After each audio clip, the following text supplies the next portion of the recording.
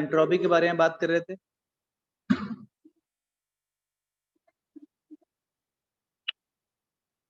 Entropy yes entropy खत्म हो गया था क्या? एंट्रोपी का हमने फॉर्मूला सीखे थे, फॉर्मूलास वगैरह। Entropy change during isothermal expansion of gas. तो और हमने बोला था कि अगला कौन आने वाला है? ही मैन सुपरमैन के बाद नेक्स्ट कौन आने वाला है? गोबर। Gobar man. Now we are going to have gobar man. गोबर मैन हमारा सब प्रॉब्लम सॉल्व करने वाला है।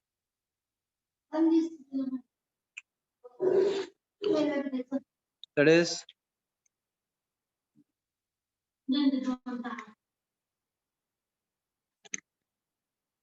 gives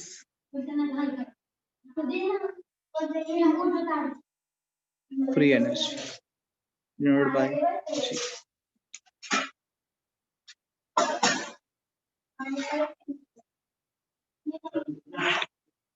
हेडिंग लिखिए, gives free energy। Gibbs scientist का नाम है। G is basically free energy, पर गिब्स ने सिस्टम दिया इसलिए गिब्स फ्री एनर्जी नाम पड़ गया उसका, और डिनोट करते हैं जी से, उसका फर्स्ट लेटर है साइंटिस्ट के नाम का। पर लिख लीजिए, free energy of A system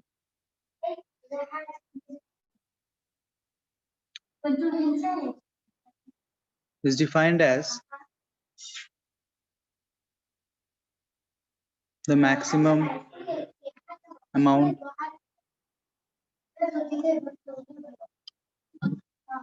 of energy available the system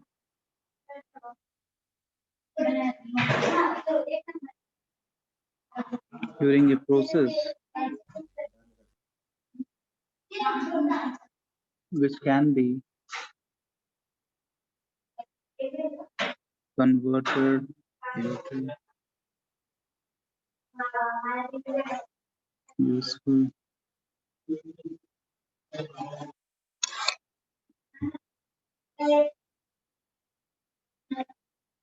बहुत खूब बोलता है। नहीं बोला है नहीं, बिना आवाज के बोलो, मन से बात करो।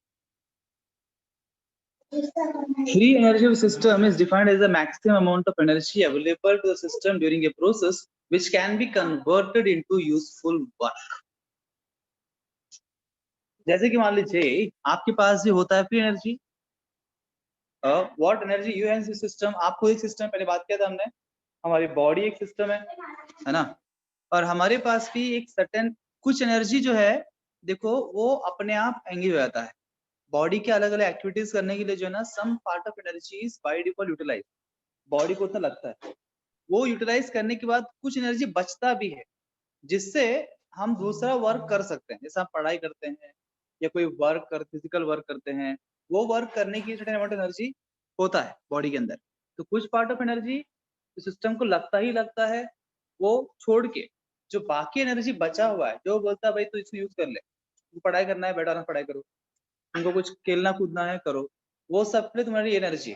पर कुछ पार्ट ऑफ एनर्जी बॉडी के अंदर के एक्टिविटीज जो हो रहे हैं उसके लिए लगता है। So that is called as free energy available. The energy that is available to you, which can be used to do some work. That is called as free energy. Exist. तो of course इसकी definition अधिक important ये है जिस energy case में इन्होंने क्या किया पता है। अब एंथैल्पी एंट्रोपी ने इन लोगों ने अपना खुद का फंडा लगाया। What is सर यहाँ पे सिस्टम क्या होगा? सिस्टम इज हर जगह सिस्टम वही है। सिस्टम मतलब जहां भी हो रहा है केमिकल रिएक्शन, जिस जगह पे आपका वो रिएक्शन हो रहा है केमिकल रिएक्शन, वो सिस्टम है। सिस्टम आपका that container is system where the reaction taking place. Chemical reaction की अगर हम बात करते हैं है ना, वही पूछ रहे ना तुम? Yes sir, yes sir.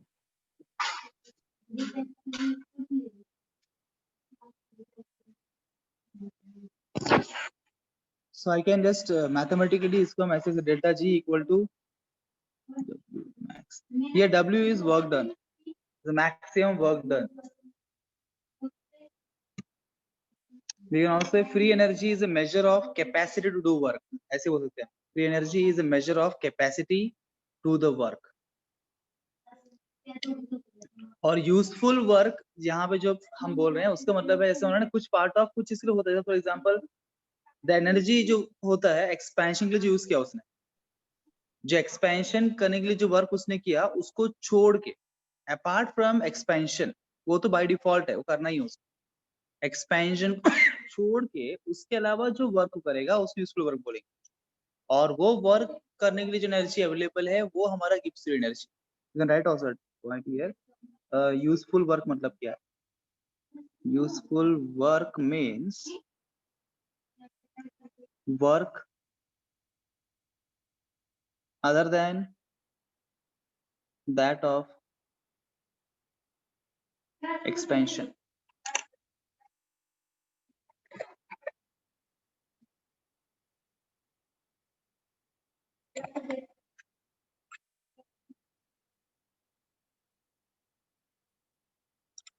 Sir वो अदर देन क्या आगे क्या लिखा है? Other than that of work.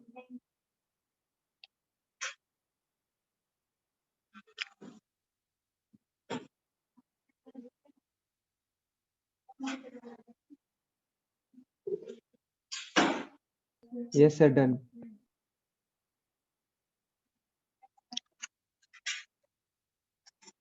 What this law did is that he has combined the concepts of both enthalpy and entropy. इन्होंने देखा दोनों की बात में सच्चाई है कि नहीं, देखा ना हमने?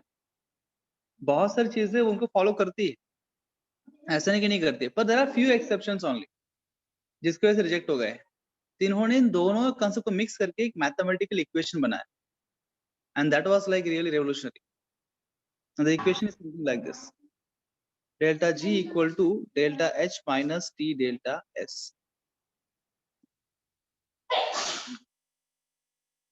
एंड इस इक्वेशन के माध्यम से उन्होंने क्या बोला, अगर इस इक्वेशन में आप डेल्टा H निकालो, उस रिएक्शन का डेल्टा S निकालो, किस टेम्परेचर पे उसने कंसीडर किया वो रिएक्शन हो रहा है, जो पहले के लोगों ने कंसीडर नहीं किया था। अब ये वैल्यूज पुट करके बोले आप निकाले, अगर ये वैल्यूज जो है आपको नेगेटिव आते हैं, if delta G is negative then the reaction is spontaneous. If it is positive, the reaction is non-spontaneous. And if it is equal to 0, the reaction is considered to be at equilibrium. Sir delta जी की values ना? हाँ, delta जी की value, मतलब ये एक ही बात हुआ ना, delta G equal to this, इसका वैल्यू आप बोलो, डेल्टा जी की वैल्यू बोलो, तो बोलते हैं वो डेल्टा जी की वैल्यू बात कर रहे हैं। सर एक्चुअल सेंस में क्या बोलेंगे, नेगेटिव स्पॉन्टेनियस हो? क्या बोले सर? ये नेगेटिव आएगा तो स्पॉन्टेनियस मीन्स क्या है सर? मतलब अगर डेल्टा जी की वैल्यू आपका नेगेटिव आया, उसका मीनिंग ये हुआ, वो ये दर्शाता है ये जो रिएक्शन है ना जिसके बारे में स्टडी कर रहे हो आप, ये रिएक्शन जो है अपने आप हो रहा है, ये रिएक्शन अपने आप होने वाला रिएक्शन है, एक स्पॉन्टेनियस रिएक्शन है। जैसे हमने देखा कि जब डेल्टा एच की हम बात कर रहे थे, डेल्टा एच ने बोला था जितने भी एक्सोथर्मिक रिएक्शन है वो स्पॉन्टेनियस है, जितने भी एंडोथर्मिक रिएक्शन है नॉन स्पॉन्टेनियस है। पर हमने देखा कि जो मेल्टिंग ऑफ आइस है, melting of ice is an endothermic reaction, जबकि वो स्पॉन्टेनियस है। तो वहां डेल्टा एच अकेला जब एक्सप्लेन तो फेल हो गया, उसका एक्सप्लेनेशन क्या हो गया, फेल हो गया, एक्सेप्शंस आ गए। वैसे इनके सब एंट्रोपी भी हुआ है ना, there were some exceptions found जो एंट्रोपी के इस प्रिंसिपल को फॉलो नहीं करते हैं। एंट्रोपी क्या बोलता है, अगर डिसऑर्डरनेस बढ़ेगा तो स्पॉन्टेनियस है, तो हर एक स्पॉन्टेनियस रिएक्शन में डिसऑर्डरनेस बढ़ना चाहिए। जैसा उसने बोला melting of ice is spontaneous because वहां डिसऑर्डरनेस बढ़ रहा है, तो सॉलिड से लिक्विड में कन्वर्ट हो रहा है। पर मान लीजिए ये चीज अगर आप अंटार्कटिका जाते हो, देखो जो तो थियरी होगा, थियरी सब जगह एप्लीकेबल होना चाहिए universally, The theory becomes scientific only when it is applicable everywhere, ना, universally. If you go Yes, to sir. Antarctica, say for example, पता वहां पे पानी का आइस बनना स्पॉन्टेनियस है कि आइस का पानी बनना स्पॉन्टेनियस? तो पानी का आइस बनना। बराबर। तो यहाँ पे क्या हो यस गया है, सर, ये इसका फंडा फेल हो गया है ना उधर। जब प्लेस आपने चेंज कर दिया तो फंडा फेल, यूनिवर्सल नहीं हुआ, क्योंकि इन सभी नो लोगों ने सर, टेम्परेचर कंसिडर नहीं किया। मतलब एक डेल्टा जी जब बात करता है ना, ही ऑल्सो ये नहीं बोलता है कि ये रिएक्शन स्पॉन्टेनियस, ये बोलता है ये रिएक्शन जो है ना इस टेम्परेचर के रेंज में स्पॉन्टेनियस। ऐसा भी होता है कि एक पर्टिकुलर टेम्परेचर पे रिएक्शन अपने आप होना शुरू हो जाएगा, और ऐसा भी कि ये टेम्परेचर पे रिएक्शन होगा ही नहीं, बिकॉज हर एक का रिक्वायरमेंट है रिएक्शन का। देखो फॉर एग्जाम्पल कंबशन भी अगर हम बात करते हैं, जैसे तुम गैस स्टोव चालू करते हो, गैस चालू करते हो ना, वो बटन जो भी रहता है, दो रहते हैं ना, एक तो क्या बोलते हैं सिलेंडर पे रहता है और एक स्टोव पे रहता है, दोनों तुमने ऑन कर दिया, जलना शुरू हो जाएगा क्या फ्यूल? हाँ अपने आप नो सर, नहीं। क्या करते हैं आप लाइटर से उसको इग्नाइट करते हो, है ना। That means what, basically you are supplying some amount of energy to start this combustion, correct? तो कुछ यस रिएक्शन सर, को स्टार्टिंग में कुछ एनर्जी की आवश्यकता ही पड़ती है, उसके बिना वो नहीं होते हैं। मतलब जैसे आपने इग्निशन टेम्परेचर नहीं दिया, स्टार्टिंग कुछ एनर्जी नहीं दिया, मतलब हम क्या बोलेंगे उस टाइम पे वो नॉन स्पॉन्टेनियस है, क्योंकि वो रिएक्शन नहीं हो रहा है। और कुछ रिएक्शन को थोड़ा डालना पड़ता है, हाँ ठीक है उसमें बहुत कम दे रहे हैं इतने कंबशन वाले रिएक्शन में, पर कुछ जगह तो बहुत देने के बाद वो स्टार्ट हो सकता है एक पॉइंट के बाद। तो गिब्स ने क्या किया intelligently, he has considered the temperature into the picture along with endo exo funda along with a disorderness।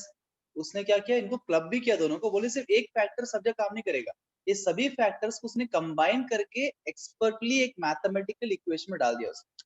और यहाँ से हमने क्या ऑब्जर्व किया, हर एक चीज के लिए यहाँ पे आपको करेक्ट आंसर मिलता है। In all time place circumstances we get a right answers with delta G, and that's is accepted now. इसलिए यही पे चैप्टर खत्म होगा विद डेल्टा जी के साथ, आगे और कोई नहीं आया है, ठीक है। कुछ ये बात ये सर डेल्टा एस क्या है? ये तुमके पहली बार आए क्लास को आज? अरे सर बता दो ना। भूल गए? हाँ सर। डेल्टा एच क्या, enthalpy. Sir S S delta S. Delta S is entropy, last class. अच्छा हाँ हाँ। ये बंदा अपना स्कूल के स्टडीज के अंदर क्लास से पढ़ता ही नहीं है ना। सर कल हमारा मैथ्स का UT2 का एग्जाम है। नहीं मैं उसी लिए बोला ना, मैं समझ गया आपका ये सब यूनिट टेस्ट वगैरह, उसलिए स्कूल में इतना बिजी हो गया कि क्लास में पढ़ने का समय मिल ही नहीं रहा है। सर आप वो ही एंड लोग में क्या लिखा है सर नॉन स्पॉन्टेनियस के नीचे? Equilibrium, there is equilibrium. Sir delta G Gibbs है ना?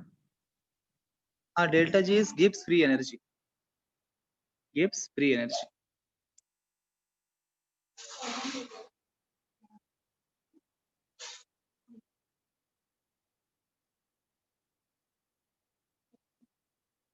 ओके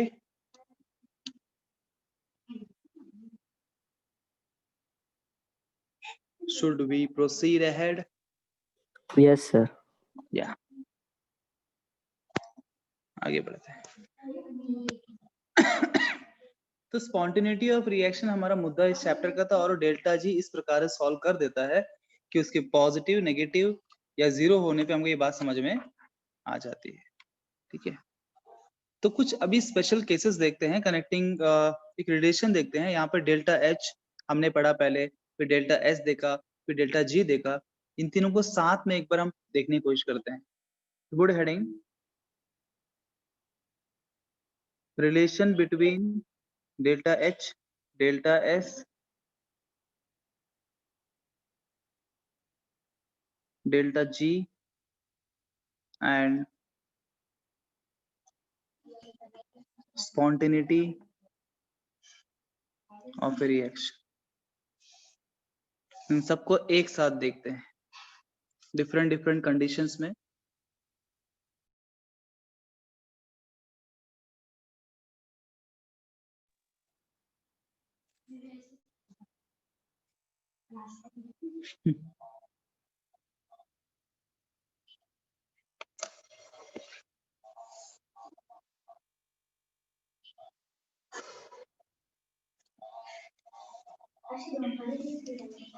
डन, हेडिंग लिखा? Yes, sir. देखते हैं different conditions. Delta H, delta S,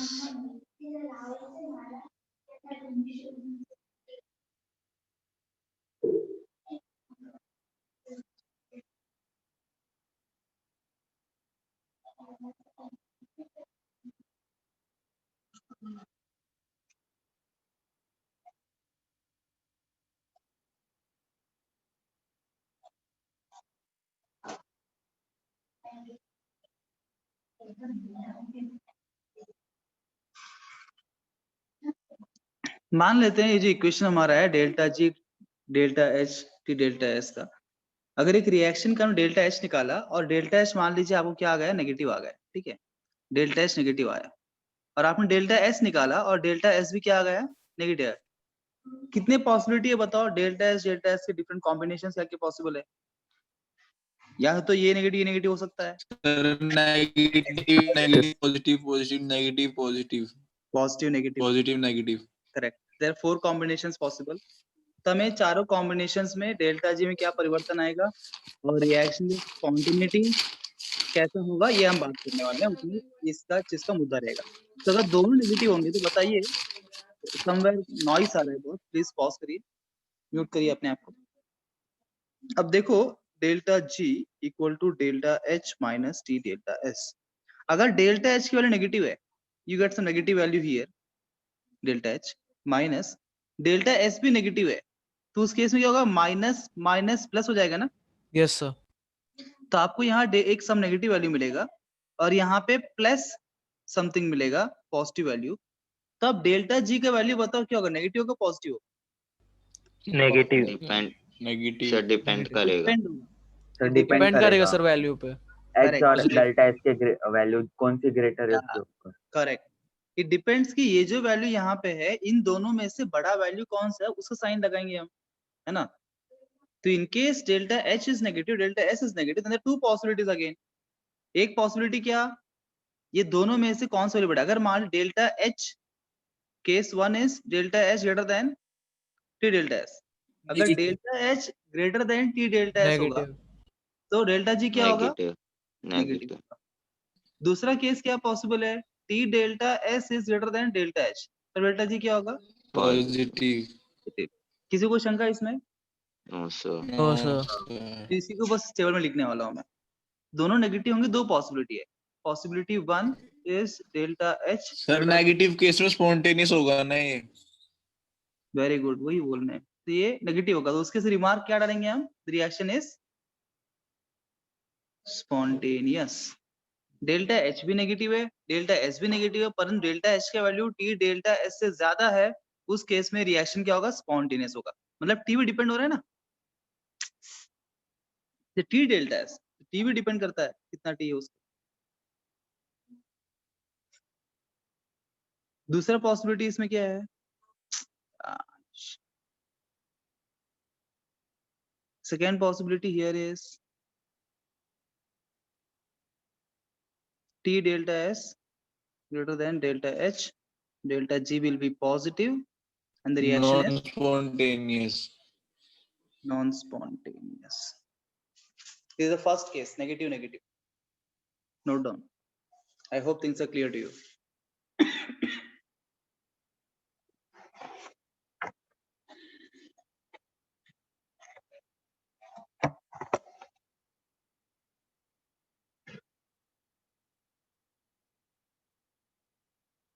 Done? Yes, sir. Yes sir. Yes, sir. अब सेकंड केस देखते हैं।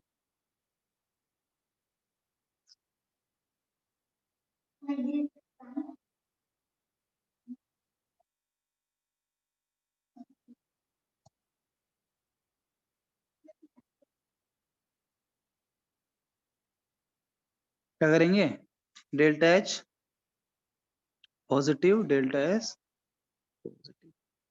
अब देखो delta G equal to delta H minus T delta S. अब यही पॉजिटिव और यही पॉजिटिव, अब दोनों वैल्यू पॉजिटिव पॉजिटिव है, ये तो प्लस माइनस माइनस हो जाएगा ना यहाँ पे, हाँ सर। ये positive value minus this.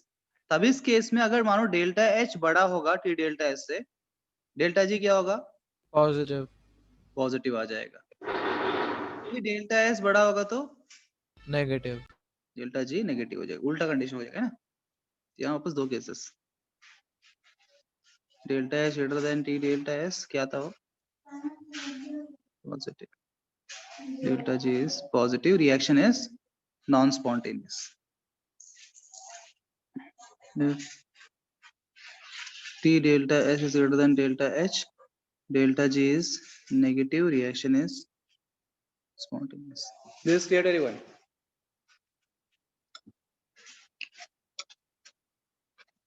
Yes, sir. Noted? Yes, sir. Yes sir.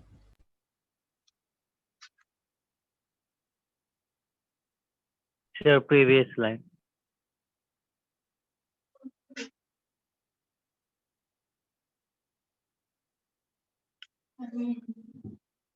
Done? Yes.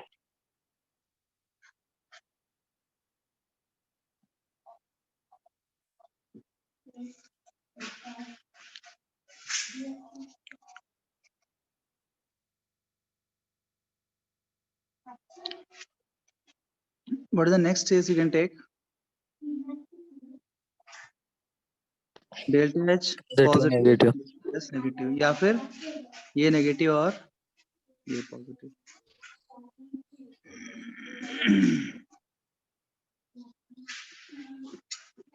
बताओ अगर डेल्टा एच अगर नेगेटिव लेते हैं और इसको लेते हैं पॉजिटिव,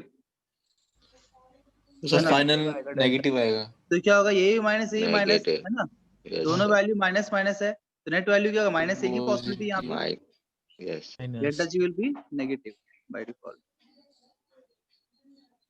बराबर ना। Yes sir. Yes, spontaneous. हाँ sir. सर। अगर यहाँ पे ये पॉजिटिव है और ये नेगेटिव है, तो ये माइनस माइनस प्लस हो जाएगा ना, Positive.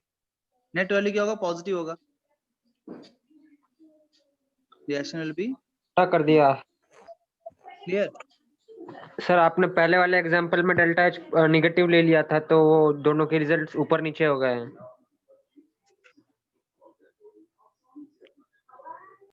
काय झालं?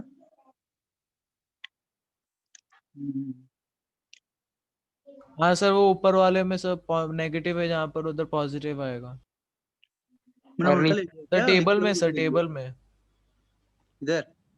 हाँ सर, डेल्टा जी की पहली वैल्यू सर पॉजिटिव आएगी। अच्छा, मैंने ये वाले केस को ऊपर ऊपर का नीचे डाल दिया क्या? हाँ हाँ। सर। Yes sir. पूरा गायब हो गया रे।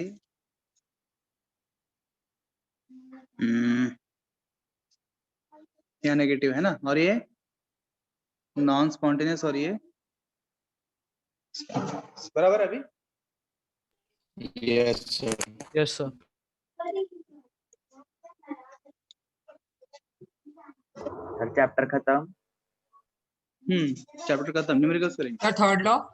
एक्चुअली यहाँ पे एक और पार्ट है कनेक्टिंग टू इक्विलिब्रियम, पर हम इक्विलिब्रियम करने के बाद कनेक्ट करेंगे इसको, बिकॉज़ इक्विलिब्रियम हुआ ही नहीं है, समझेगा। सर एक अभी और नोट्स में फॉर्मूला जगह है छोड़नी है डेल्टा जी या का। हाँ, सर अभी फिर नोट्स में जगह छोड़ेगा उस पार्ट के लिए, या फिर आप वो इक्विलिब्रियम उसमें लिखा दोगे, उधर ही लिखा नहीं छोड़ने की जरूरत नहीं है, बिकॉज वहां ही हम करेंगे direct. Okay. Sir third law of thermodynamics. हाँ यार, मतलब खत्म, मतलब एंड पे आ गए, तुम क्या इतना टेंशन ले रहे हो यार। करे थर्ड लॉ के एक लॉ है, बस एक ही लॉ पढ़ाना, कुछ इसमें कुछ क्वेश्चंस वगैरह कुछ नहीं है, नॉट मच टू डिस्कस। ये डन ना? Yes sir.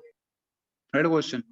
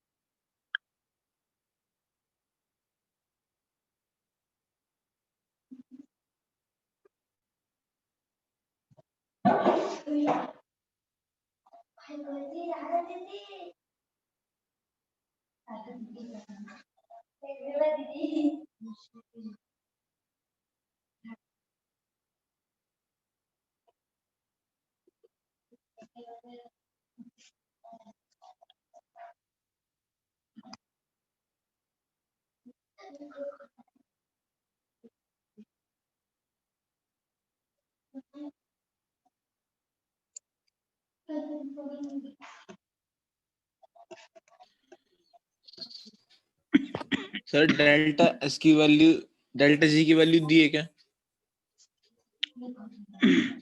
आपको डेल्टा एच और डेल्टा एस दिया है ना, आपको डेल्टा जी निकालना है ना।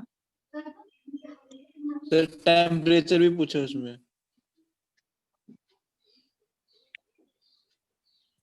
हाँ पुत्र, सर टेम्परेचर नहीं दिया ना फिर। करेक्ट। तो सोचो क्या होगा। तो सिंपल सी बात है ना, अगर डेल्टा जी आपको नहीं दिया, सर आप 273 ले सकते हैं क्या फिर? मैं समजला तुम्हें काय म्हणताय। तुम्हें म्हणता है सर ये दिया है, ये दिया है, अब ये निकालना है, तो ये दिया होना चाहिए ना, हाँ सर। यही तुम पूछ रहे हो ना। यस सही सर। है। तो मैंने गलती कर दी यहाँ पे। तो 273 ले। ये भी एक्चुअली इक्विलिब्रियम से कनेक्टेड इन वन सेंस, पर ये इक्विलिब्रियम रिएक्शन है, ठीक है ना। तो अभी एट इक्विलिब्रियम देखो, ये सिंबल आपको आएगा ना रिएक्शन के बीच में, तो समझ जाना this reaction is equilibrium reaction. अब से डेल्टा जी जीरो हो जाएगा। हाँ, तो एट इक्विलिब्रियम डेल्टा जी क्या डेल्टा होता है? डी जीरो हो जाएगा। Correct. Delta G by default zero, तो वो हिंट है, डेल्टा जी की वैल्यू उसमें दिया हुआ है रिएक्शन में, डेल्टा जी जीरो है, टी निकालने का बस। कितना है आंसर टी?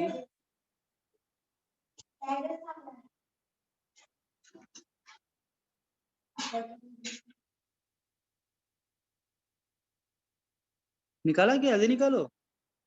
फॉर्मूला क्या है? Delta G equal to delta G is zero at equilibrium. तो टी इक्वल टू क्या? Delta H upon delta S होगा ना। डेल्टा एच कितना दिया आपको? सर 300.03 यस 300.30 03 या 3 डेल्टा डेल्टा एस जो है वो जैसे जैसे मतलब 100/3 को अप्रोच करता जाता है, वो 300 और क्लोजली यस बनता सर, जाता यही है 3 पॉइंट। साइंटिफिक मत बताओ यार, आंसर 300.3 बराबर है। हाँ, दे दो करेक्ट आंसर। 300.3003। ठीक है, सही है, अप्रोक्सीमेटली आंसर। और एक क्वेश्चन ले लो। Sir excuse me sir. Excused. Sir पिछले क्वेश्चन में हमें कैसे पता चलेगा कि रिएक्शन इक्विलिब्रियम में है? मैंने बोला ना, सर ये A प्लस रिवर्सिबल रिएक्शन है ना। जब यस भी सर। आपको ये रिवर्सिबल का सिंबल दिखेगा, समझ जाना वो equilibrium reaction. All the reversible okay reactions are equilibrium reactions, ठीक है ना। Yes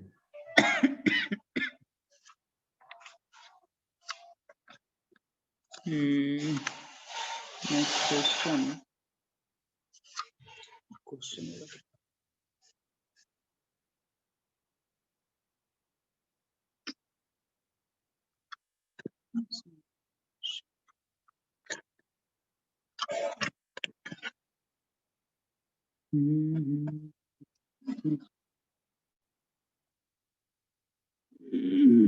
so that the reaction CO plus O2 gives CO2 at 300 Kelvin is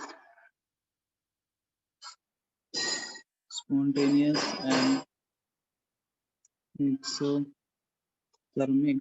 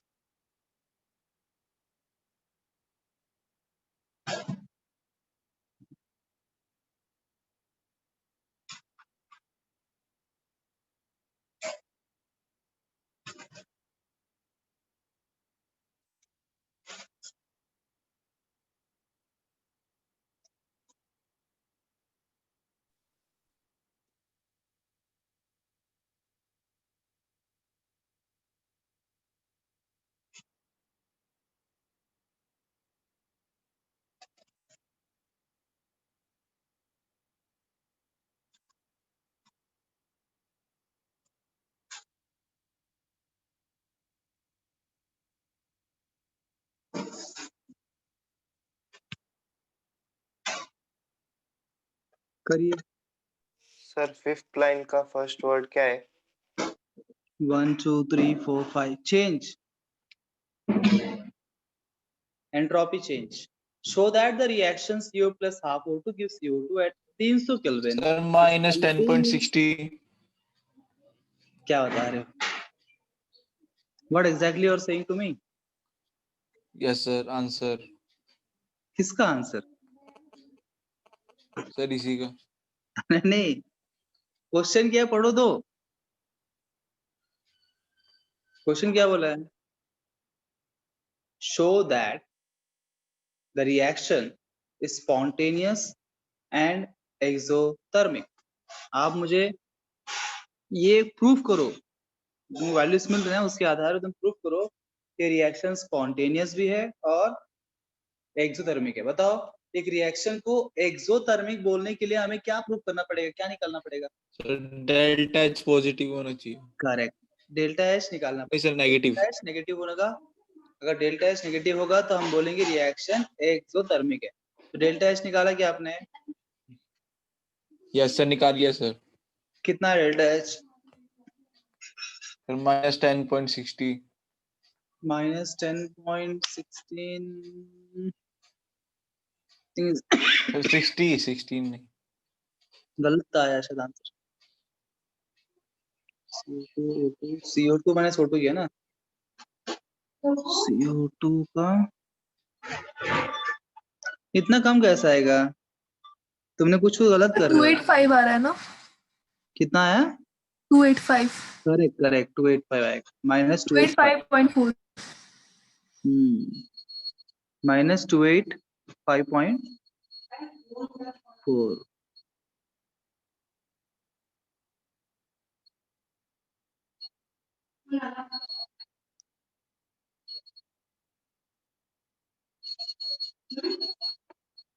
सबने किया? सर एक बार आप करना. हाँ मैं तो करूंगा ही। आपका अटेम्प्ट कंप्लीट होगा तो मैं करूंगा। Should I do everyone? Yes sir. Okay, तो पहले मैं क्वेश्चन फिर से पढ़ता हूँ आपके लिए, ठीक है ना? अक्सर क्वेश्चन पढ़ने में गलतियों के कारण ही लोग मिस्टेक कर लेते हैं। So that the reaction CO plus half O2 gives CO2 at 300 Kelvin is spontaneous and exothermic।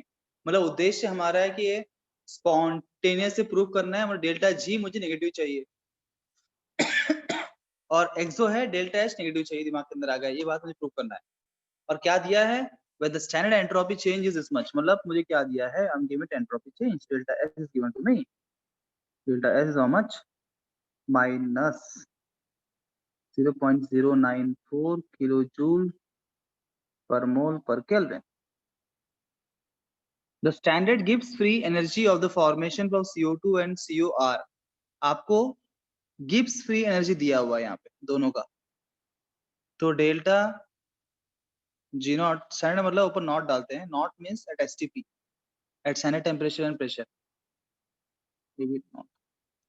तो ये CO और CO2 का आपको दिया हुआ है। कितना दिया है CO का? -137.2 एंड CO2 का दिया है -394.4, दैट इज किलोजूल पर। तो अब हमको डेल्टा जी रिएक्शन निकालना पड़ेगा। अब जैसे हमने बोला डेल्टा एच रिएक्शन क्या है? Delta H product minus delta H reactant. Delta S reaction क्या है? Delta S product minus delta S reaction reactants. The similar way delta G reaction is delta G product minus delta G reactants. अब हमारे पास जो options है, जो reaction है, reaction इस प्रकार से CO plus half O2 give CO2। तो ये हमको दिया मतलब ये कि by default zero elemental state में डेल्टा जीरो हो जाएगा इसका।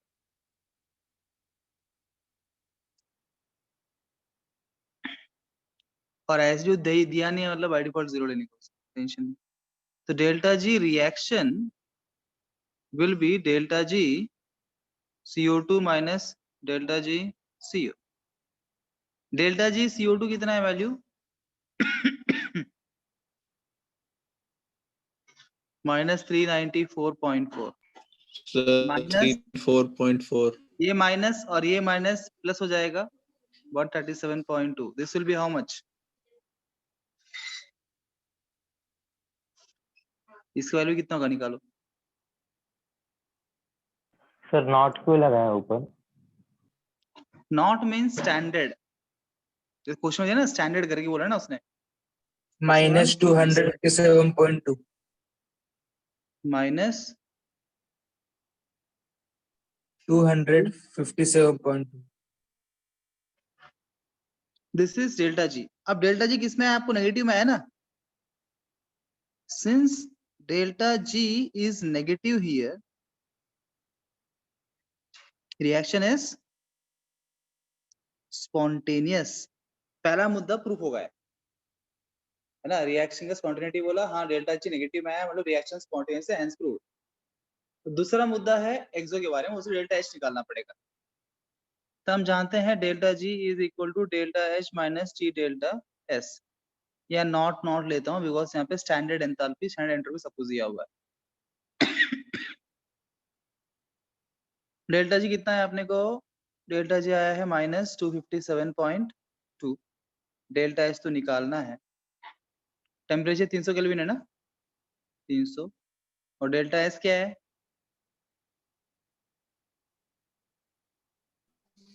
डेल्टा एच निकालो यहाँ से, कितना मिलेगा? Find out delta H. Sir temperature 300 कैसे हुआ? क्या टेम्परेचर 300 कैसे हुआ सर? क्वेश्चन में दिया है 278 लेंगे ना. Okay sir.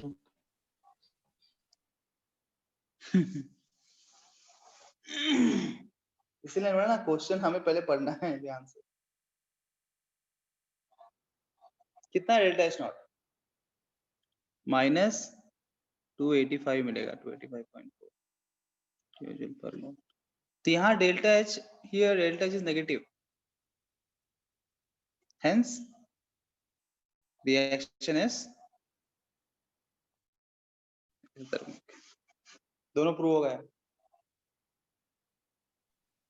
सर एक बार क्वेश्चन दिखाना.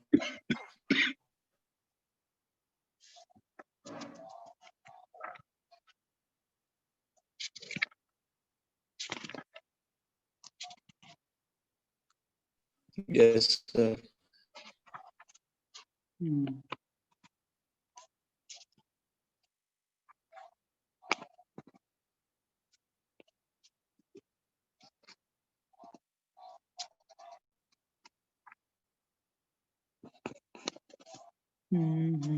सर नेक्स्ट स्लाइड दिखाना.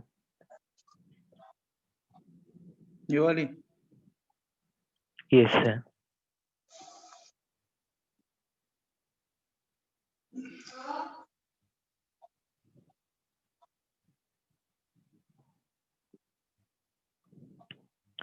Done sir.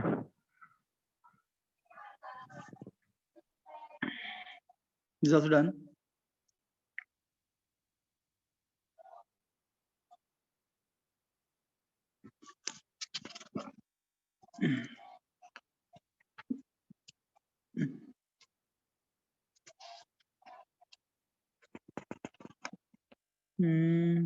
मुझे कुछ बताना था.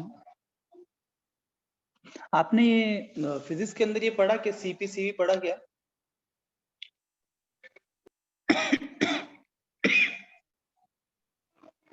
No sir. No sir. अच्छा, आपको फिजिक्स में ये नहीं हुआ अभी तक? फिजिक्स में भी है ना एक चैप्टर थर्मोडायनामिक्स करके. सर अभी चालू है. क्योंकि उसमें वो होना जरूरी था. यहाँ पे यहाँ भी उसका मेंशन होता है, तो डिटेल में हम केमिस्ट्री में नहीं पढ़ते हैं, पर जस्ट उसको मेंशन है. जैसे वहां पे हो गया होता तो यहाँ पे वो इजी होता है, समझने की जरूरत है. इसका नाम क्या है वैसे? स्पेसिफिक हीट बोलते हैं इसको.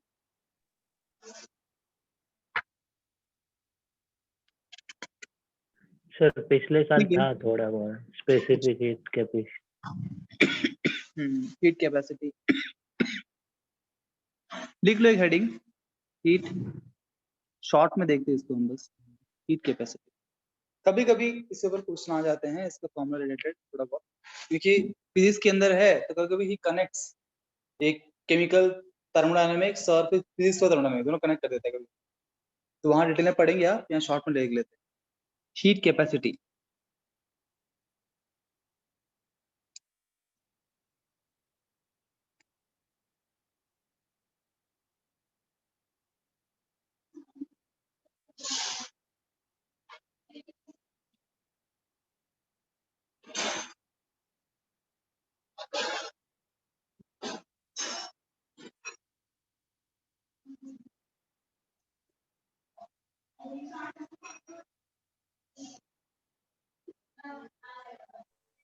सर अमाउंट ऑफ हीट के बाद क्या लिखा है?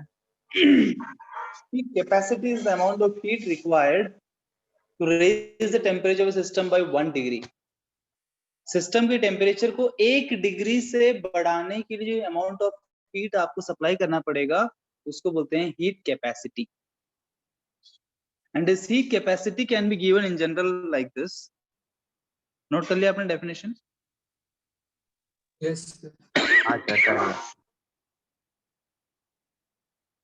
So in general we can give this formula as, sorry, heat capacity is denoted by C equal to Q by delta T। यहाँ पे Q क्या है? Q is the amount of heat supplied। आपने कितना हीट सप्लाई किया ताकि आप delta T amount of temperature बढ़ा सको। Supply to change in temperature है ना? हाँ, इंक्रीज डेल्टा टी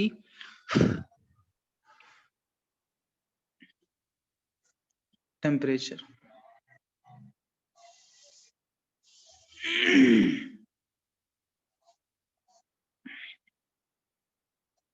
इतना टेम्परेचर में डिफरेंस लाने के लिए डेल्टा टी क्या है? मानो पहले अभी टेम्परेचर सिस्टम का था 5 डिग्री, अब तुमने हीट सप्लाई करने के बाद टेम्परेचर हो गया 10 डिग्री, है ना? पहले कितना था? 5 डिग्री था, अभी कितना हो गया है? 10 डिग्री सेल्सियस हो गया।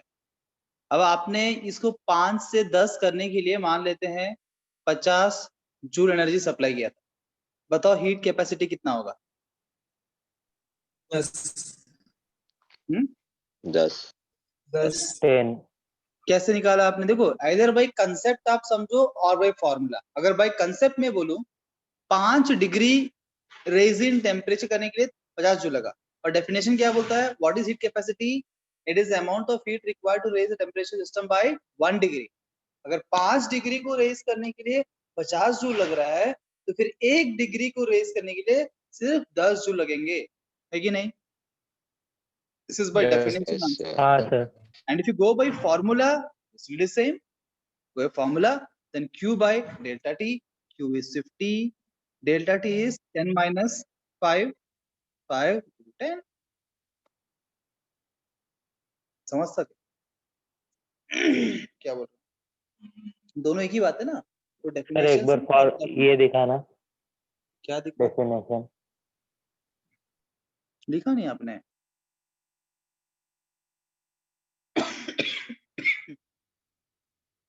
लवकर लवकर करायचे।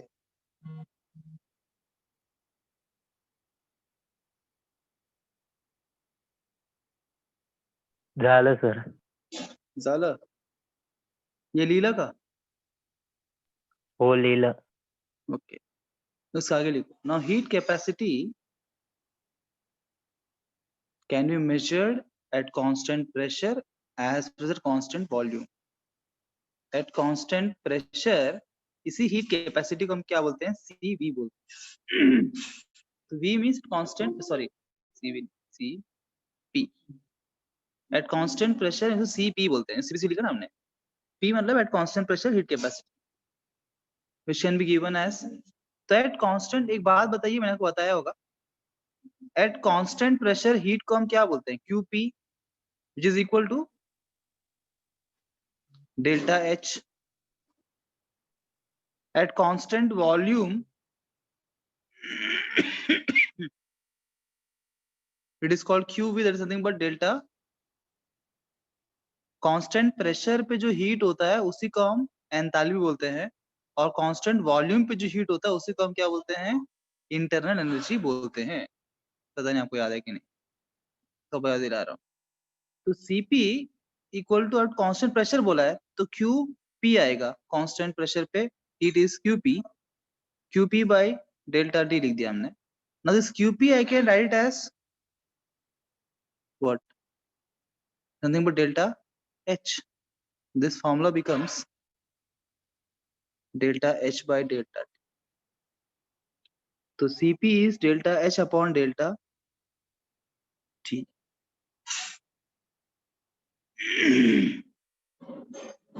Noted? Yes, sir. The similar way,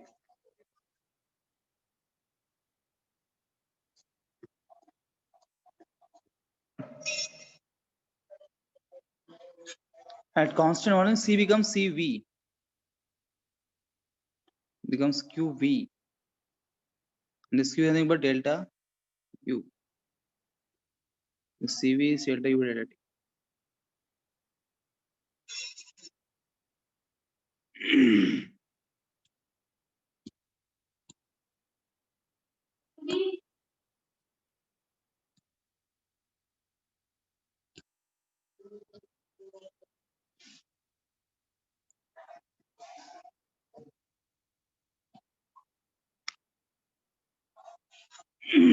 You will study in detail about Cv and Cp in your thermodynamics of physics. यहाँ बस डेल्टा U और डेल्टा H को रिलेशन बनाने के लिए CvCp का मैंने इस्तेमाल किया है, उसके साथ जो रिलेशन है मैं आपको देखता हूँ।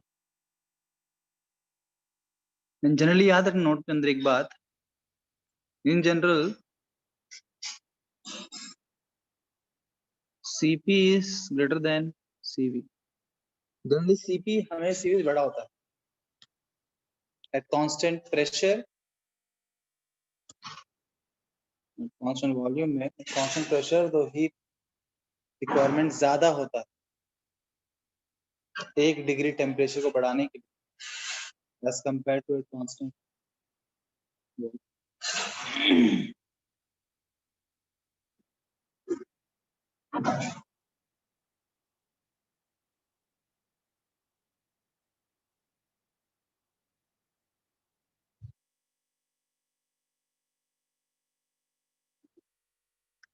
डन? Yes, sir. दो और टर्म्स लिख लीजिए जानकारी के लिए।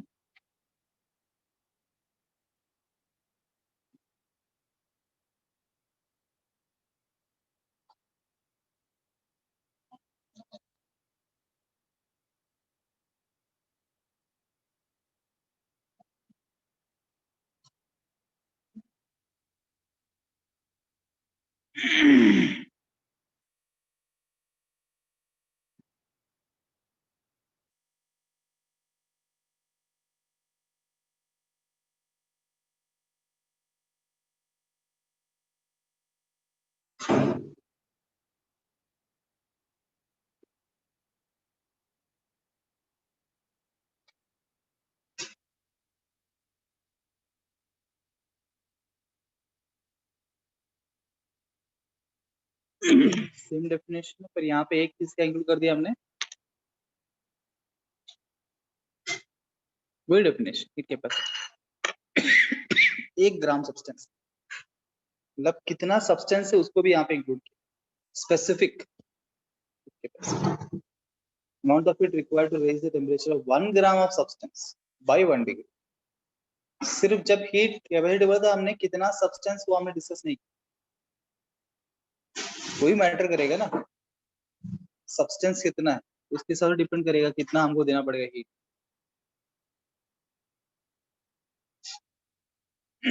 एक ग्लास पानी है तो उसका 1 डिग्री बढ़ाने के लिए टेम्परेचर डिफरेंट लगेगा, and for 1 bucket of water different.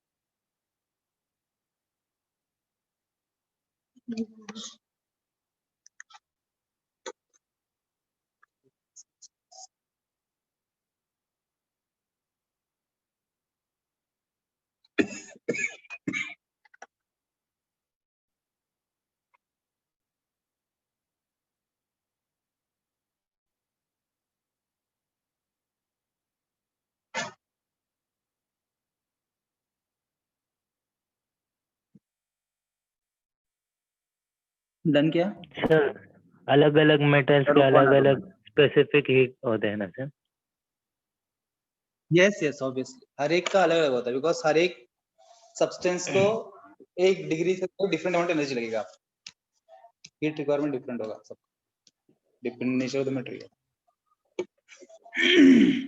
Sir 1 degree Celsius, 1 degree Celsius ना? हाँ करेक्ट। मोलार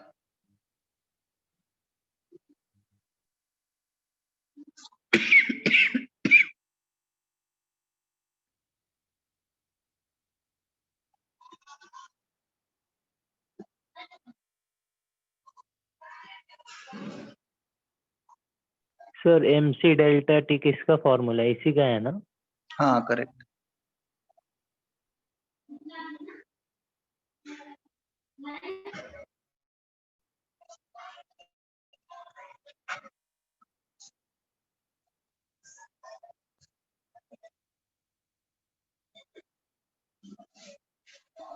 तो 2 मिनट प्रीवियस स्लाइड दिखाना।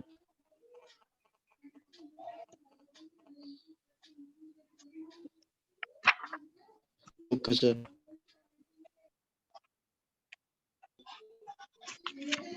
सर हाँ काय झालं? Yes sir. सर हो गया, लिख लिया मैंने। ये भी हो गए? No sir.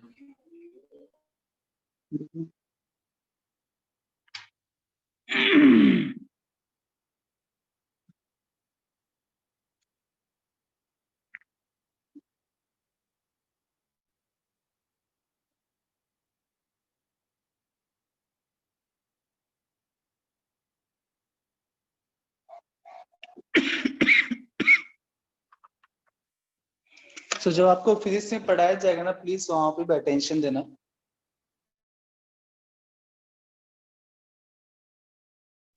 सर हमारा ये सब 10th में हो गए हैं। केमिस्ट्री कुछ बातों इसलिए पूछ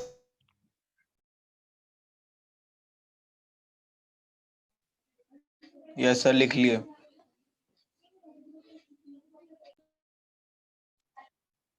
You able to hear me? Yes sir. You are disconnected.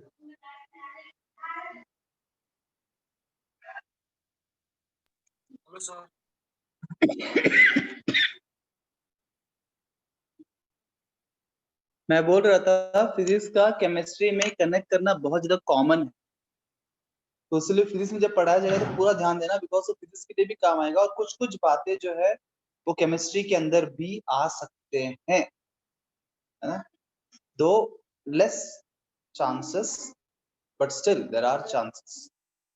बहुत सारी चीजें वो केमिस्ट्री में उसको इंक्लूड कर देता है जो फिजिक्स के अंदर पढ़ाया गया है, सिलेबस।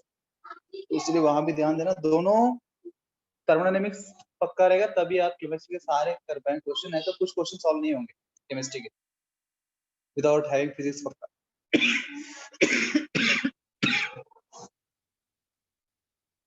अच्छा, आपने मुझे कुछ चीजें डालने के लिए बोली थी, माफ कर दीजिए, बिकॉज मुझे लगा मेरे ड्राइव में होगा, सब डाल देता हूँ, पर मेरे ड्राइव में कुछ मिला नहीं मुझे और लैपटॉप मेरे पास नहीं था, तभी मैं लैपटॉप मंगाऊँ मेरे पास, मैं अभी डाल देता हूँ। अगर 10 चलेगा मिनट सर। नहीं आया ना तो मुझे कॉल करना भैया। नहीं सर, आपको जब टाइम मिले डाल दो।